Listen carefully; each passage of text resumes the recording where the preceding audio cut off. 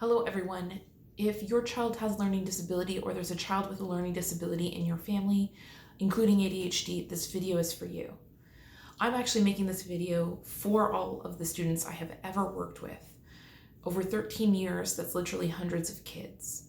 And there is some commonalities about how these children feel and what they wish their parents knew that sometimes parents just don't know. The first thing that your child with a learning disability wants you to know is that they are trying. That what looks like laziness or manipulation or just not doing their work is often a response to trying hard all day. I'll tell you one story that really sat with me. There was a student, and during math class, the whole class, he was feeling really overwhelmed. He didn't know how to do the work. He didn't want to ask his friends again. The teacher was busy at her desk, and he often felt like he was in the way in that classroom. And through a tremendous amount of work and effort, he was able to complete 3 questions. And when he came to the session with me, I asked him, why did you only get 3 questions done?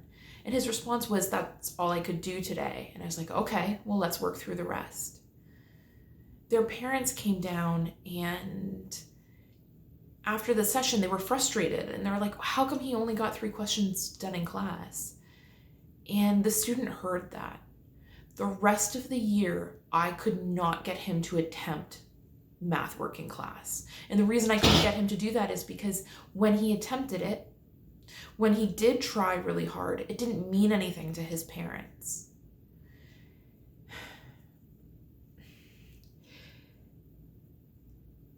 Trying for a kid with a learning disability can be very difficult, and often they don't know what that means. What does it mean to try? Like, if you kind of nailed that down, what does trying look like? Some of them just really don't know. And when they start their tutor journey with me, that's something we go over. Like, what does it look like when you try? What are some examples of trying? What could you have done to try while you were in class? And give them strategies. A big portion of conquering a learning disability is for a student to have kind of in their back pocket a list of things that they can do better. The next thing that any kid with a learning disability wants you to know is that you are embarrassing them. That when your friends come over and you tell your friends or your sister or, your mother-in-law things about the way they're functioning, they hear you and they're embarrassed. They know that they're not doing well in school. They know that their room is a mess. They know that they're disappointing you. They know that they're not functioning at the same level of their peers. Imagine knowing that about yourself and then having to listen to your parent tell that to other people. It can be really crushing, and it can really just defeat any motivation that you have. I find that when this happens, students become less willing to try and less willing to try to be a different student. And what ends up happening is they start living up to the expectations of their parents. Oh, you think I'm really messy and disorganized? Oh, you told all your friends about how I had to take a garbage bag and empty my desk into the garbage bag and haul that home? Well, why change? Why should I give you anything different? Because you already seem to have a notion of who I am, and you are telling other people who I am. So if you're a parent, I absolutely believe that you need support and that you need a place where you could talk about your child openly. It is difficult to have a kid with a learning disability. It is frustrating to see your kid come home with a garbage bag full of papers. But pick your support carefully and make sure that this is not in the earshot of your child, their sibling, or anyone else that the child might know. I can think of one particular instance where a child had gotten a particularly bad report card. They'd only been with me about 6 weeks at the time. And the 2 moms were discussing, but that boy in the house that the mom was visiting at, there was an older sibling who went to that school and told people all about this terrible report card that this child received. And it really set back our progress. So please do reach out for support, but not within earshot of your child or really any other children. Which leads me to my next point. Please, please do not compare your children. I know that your oldest child was so easy to raise and you never had homework problems with them, and they're excelling at hockey, and they're also an artist too, and they never got in trouble at school. And you might say something like, Billy's just such a different kid. Kids aren't stupid. I know the words that are coming out of your mouth might be that my children are different and I love them both. But your kid really hears that difference. Not only does this destroy any chance of a really solid relationship between your children, but it makes the child with a learning disability feel like they'll never be good enough. I want you to know that this is something I've heard so many times from kids. I'll never be like Sarah. I'll never be like Mark. I'm making these names up, by the way. And I can't imagine how that feels, to know that you're never really going to measure up in the ways that our society deems important. I know that your child with a learning disability might be charming and funny and really weirdly creative, and that you may value these things. But children also understand what the society does value. Our society does value success, especially academically and in sports. And so you might be saying your kids are wonderfully different, but your child might be hearing another message. Please don't compare your children. They are not the same. And you know what? They really shouldn't be the same.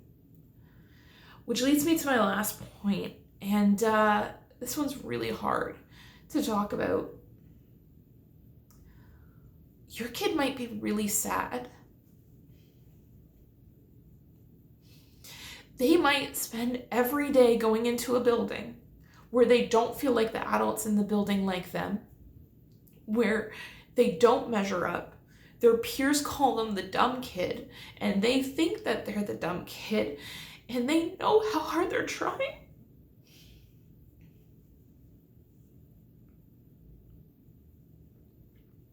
I can't imagine how stressful and awful that feels.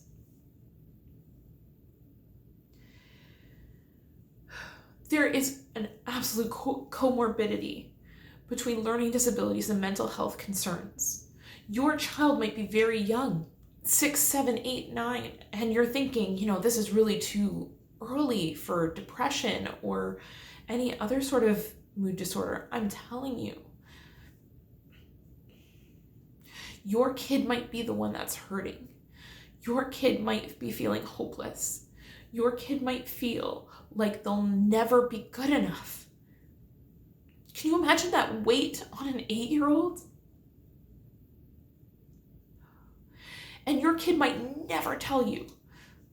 They might tell you that everything's okay and that it's not that bad, and that, last year was way worse. This year isn't as bad as last year. But please, take the concerns of your child really seriously. There are tremendous resources in this area for kids who are having mental health issues.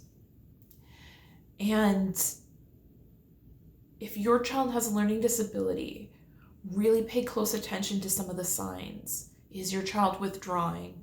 Have they stopped trying altogether? Are they easily angered? Are they becoming sarcastic? Are they not spending time with friends? Are they not really leaving their room?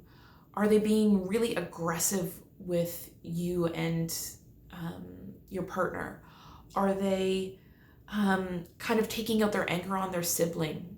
And I mean, this is honestly just like a small list. I'm going to include more links and supports in the description. If your kid has a learning disability, they're struggling. And possibly with the right supports and the right accommodation, they are on the road to changing things for themselves. But they're also going through a lot of hard things, and they might not be able to tell you the things that I've told you today. I hope that you consider what I'm saying and know that this is not an indictment on any parent. All parents make mistakes. All parents have a conversation they think is private that their child hears. That absolutely happens. All parents mistakenly compare their children. This is not about parents being perfect or saying, you caused your child harm. It's about recognizing patterns that can be hurtful to your child and changing them. I hope you found this video helpful. If your child does have a learning disability, please check out the links in the description box. Thank you.